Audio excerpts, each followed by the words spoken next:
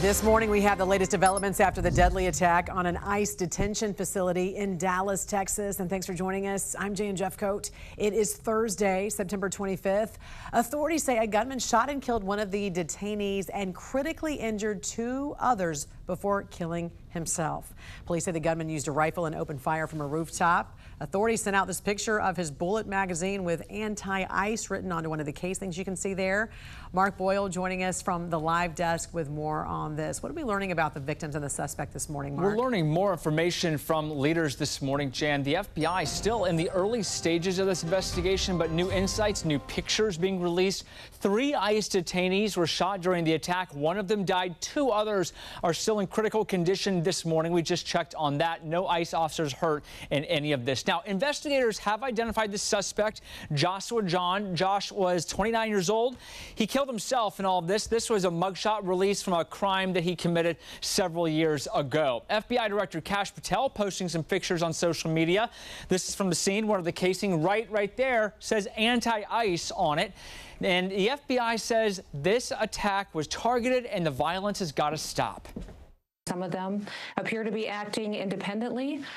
We don't know that for certain with this individual yet. We have to let the FBI finish the case, and we'll still continue to work with them to make sure that we do due diligence. Additional pictures from the scene really shows what happened there. So this American flag with the glass on the outside, 2 bullet holes right there, and another picture from the scene. This is a car believed to be of the driver here. You'll see it here, the sticker on the outside. The shooter possibly had this on his car that says radioactive fallout from nuclear detonations passed over this area several times. So this is clearly one area of focus as they work to figure out the motive behind all of this. Again, still in the early stages this morning. We'll have updates on this story as we get them on our website throughout the day, thenationaldesk.com. Mark, thank you. This also led to lawmakers warning against the dangerous rhetoric against ICE agents and President Trump threatening to crack down on organized domestic terrorism. In a post on Truth Social, he wrote, "The brave men and women of ICE are facing an unprecedented increase in threats, violence, and attacks by deranged radical leftists. This violence is the result of the radical left Democrats constantly demonizing law enforcement, calling for ICE to be demolished, and comparing ICE officers to Nazis.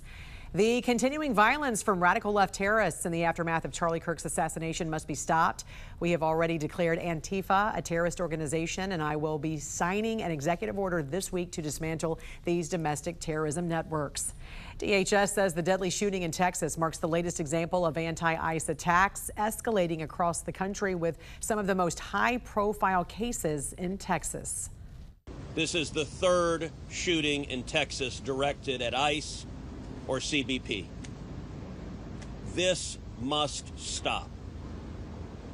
To every politician who is using rhetoric demonizing ICE and demonizing CBP, stop. To every politician demanding that ICE agents be doxxed and calling for people to go after their families, stop. This has very real consequences. The trial for the man who attempted to assassinate President Trump wraps as the case against the suspect in Charlie Kirk's assassination is just beginning to take shape. Let's go to former federal prosecutor and president of West Coast Trial Lawyers, Nima Rahmani. It's great to see you again. So before we get into all of that, let's just start with the Dallas ICE facility shooting today. A lot of late developments. Leaning on your experience as a former federal prosecutor, what would you be doing right now to uncover what happened and who else may be involved? Authorities came out saying that this is being investigated as an act of targeted violence. No question, Didi. And another sad day in the United States, another day of more political violence. And we are seeing copycat violence. Apparently, this alleged shooter, who's now killed because of a self-inflicted gunshot wound, did inscribe anti-ICE messages on the shell casings. Obviously, we saw that with Luigi Mangione, Tyler Robinson in the Charlie Kirk case. So this is another act of political violence. Now, we don't know if he acted alone. If he did, as far as the legal case is concerned, that's really the end of it. You can't prosecute a dead person. But certainly if anyone helped him, there's co-conspirators, there's accessories, there's other principles, they can and should be prosecuted with terrorism, because it's pretty clear that this was a specific hit on ICE and DHS facilities. And this coming just a day after we learned of the verdict in the Ryan Ruth, very bizarre case, I'd say. He is facing life in prison. Do you see any scenario where he appeals his conviction? I don't think so, Dee Dee. I mean, here's someone, like you said, very bizarre, who chose to represent himself. And really, it was a foregone conclusion. I mean, some of the arguments that he was making in trial really had no legal merit. So this is an attempted murder, an attempted assassination of a presidential candidate. And he was arguing that because he didn't pull the trigger, that was an attempt. Well, the law is pretty clear. He was plotting and planning this for weeks. He had burner phones. He got the ammunition. He was stalking now President Trump. So that's more than enough when it comes to a substantial step for murder. And then, of course, I thought the guilt was a foregone conclusion. The jurors agreed. They returned a verdict in 2 hours. But Ruth apparently was pretty surprised. He tried to commit suicide with a pen, a courtroom pen. He stabbed it into his neck. So certainly, someone that has a lot of issues there. A lot of shocking moments in the courtroom, and that carried out outside of the courtroom. Before I let you go, Tyler Robinson is facing charges in Charlie Kirk's assassination. He is reportedly in a special housing unit. What does that suggest about his state? And do you think the defense is trying to maybe set up some sort of appeal to avoid the death penalty?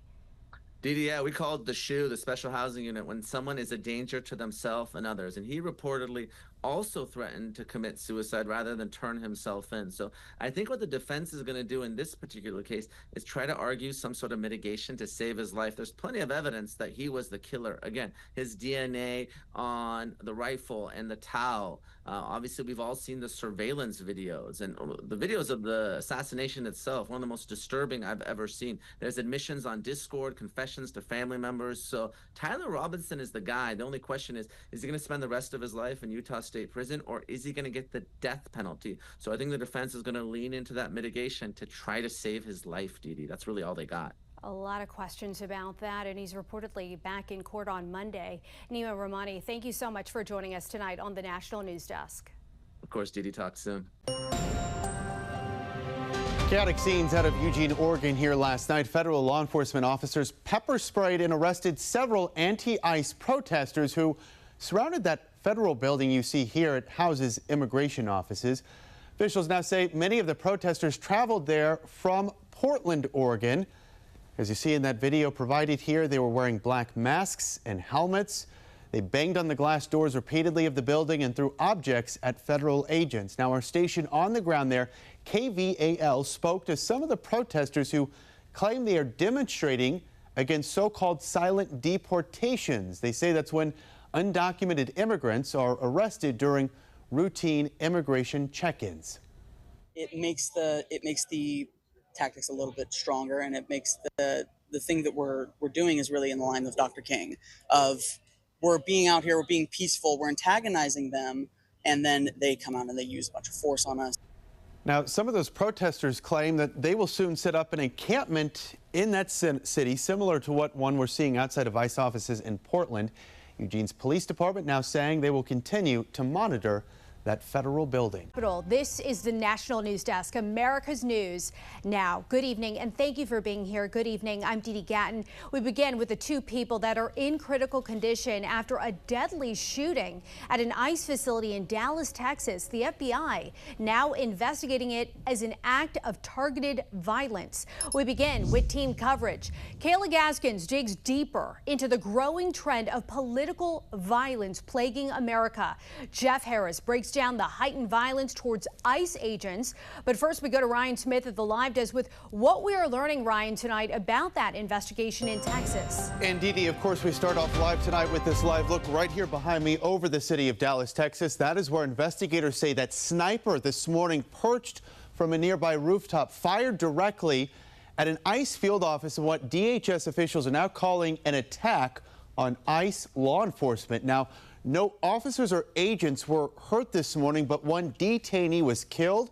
Two others were critically injured. Now, that includes a Mexican national, according to Mexico's Ministry of Foreign Affairs. The FBI now investigating this as an act of targeted violence.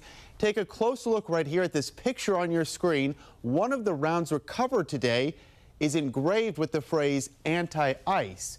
Texas Governor Greg Abbott here saying enforcement efforts in Texas will continue without interruption. He states, quote, "We will not let this cowardly attack impede our efforts to secure the border, enforce immigration law, and ensure law and order." Now, according to reports tonight, the shooter has been identified as 29-year-old Joshua John, and he died, authorities say, from a self-inflicted gunshot. And tonight we are hearing of reports that other states are now ramping up police patrols outside of other ICE facilities in response as a precaution.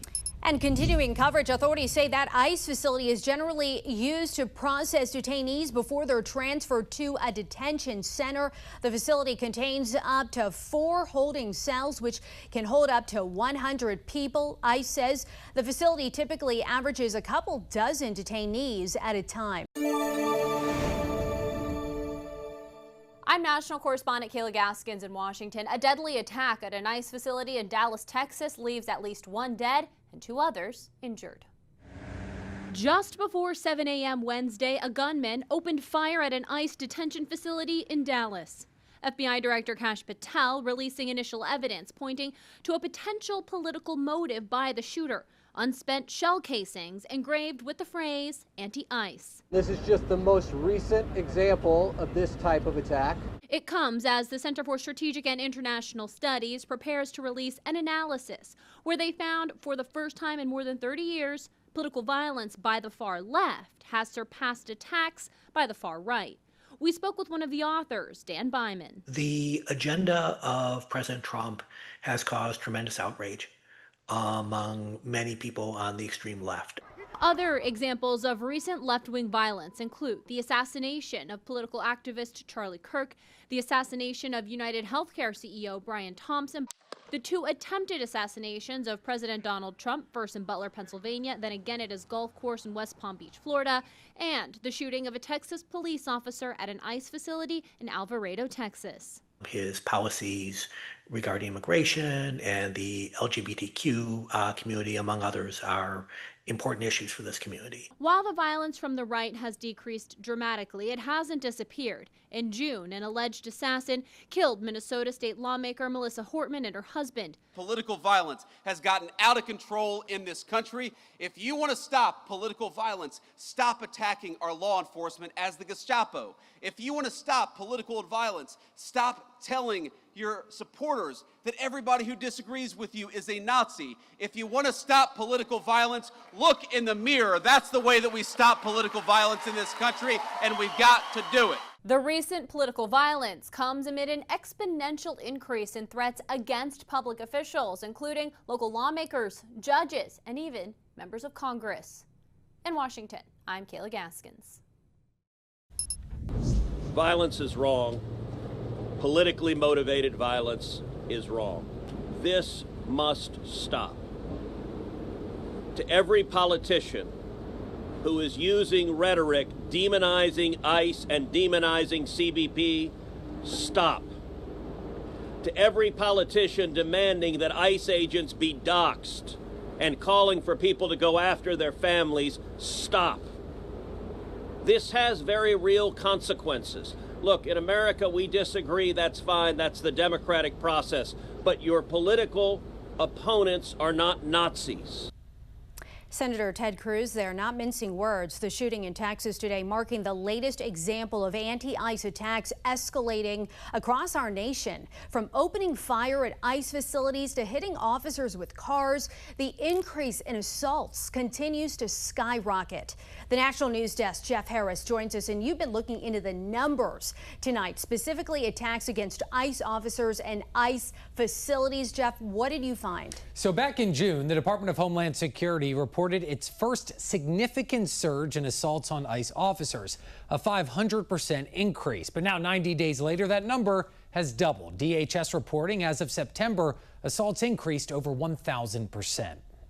As for ICE facilities, there have been multiple attacks within the last few months alone, including bomb threats, active shooters, and coordinated attacks by rioters. Border Czar Tom Homan repeatedly saying inappropriate rhetoric plays a major factor. The rhetoric against the men and women of ICE is skyrocketing. The most recent attack happening Wednesday at the same ICE field office in Dallas that received a bomb threat in August. A sniper killing a detainee while injuring 2 others. FBI officials saying ammunition with, quote, anti-ICE messages were found at the scene. Another happening on July 4th when a group of rioters attacked an ICE detention center in Alvarado, Texas, shooting and injuring an officer. Unfortunately, we see this kind of violence out on our streets every day. Following the attack in Dallas, California Governor Gavin Newsom under renewed fire for signing and promoting the No Secret Police Act, which would ban law enforcement from protecting their identities to keep them from being targeted and doxxed online. These are not just authoritarian tendencies. These are authoritarian actions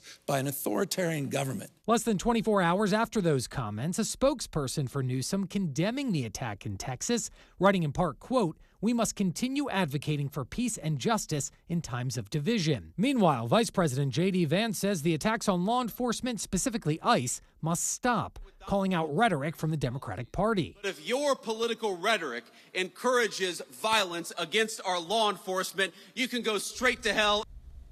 Now, as ICE attacks continue to rise, researchers from the University of Maryland also finding in the first half of 2025, 35% of extremist-related violence targeted U.S. government personnel or facilities.